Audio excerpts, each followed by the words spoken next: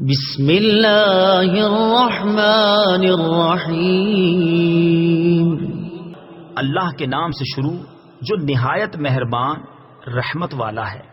الحمد للہ رب العالمین۔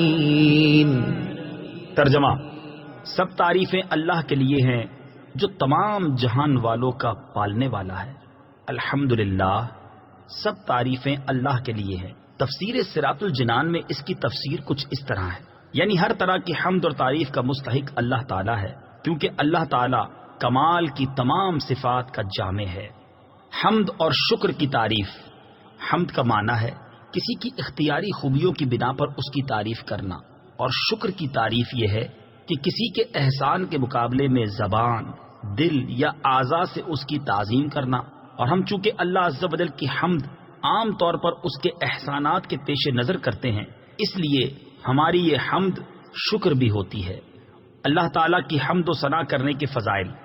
احادیث میں اللہ تعالیٰ کی حمد و ثنا کرنے کے بہت فضائل بیان کیے گئے ہیں، ان میں سے 3 فضائل پیش کرتا ہوں۔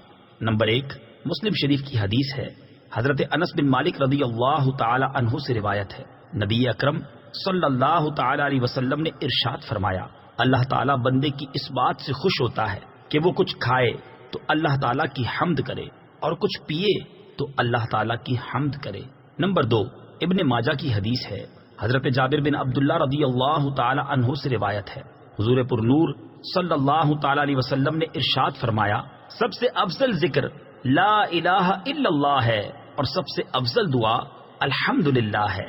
نمبر 3، ابن ماجہ ہی کی حدیث ہے، حضرت انس بن مالک رضی اللہ تعالی عنہ سے روایت ہے، حضور اقدس صلی اللہ تعالی علیہ وسلم نے ارشاد فرمایا، جب اللہ تعالیٰ اپنے بندے پر کوئی نعمت نازل فرماتا ہے اور وہ نعمت ملنے پر الحمدللہ کہتا ہے، تو یہ حمد اللہ تعالیٰ کے نزدیک اس دی گئی نعمت سے زیادہ افضل ہے۔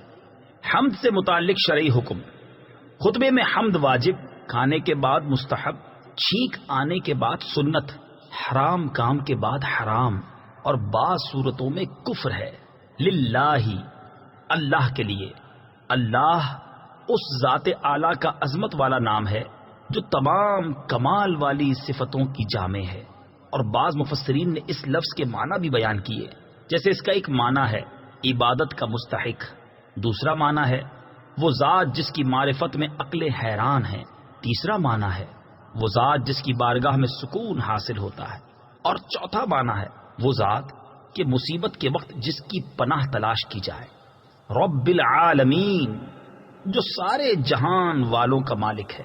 تفسیر صراط الجنان میں اس کی تفسیر کچھ اس طرح ہے، لفظ رب کے کئی معنی ہیں، جیسے سید، مالک، معبود، ثابت، مصلح، اور بتدریج مرتبہ کمال تک پہنچانے والا، اور اللہ تعالیٰ کے علاوہ ہر موجود چیز کو عالم کہتے ہیں، اور اس میں تمام مخلوقات داخل ہیں۔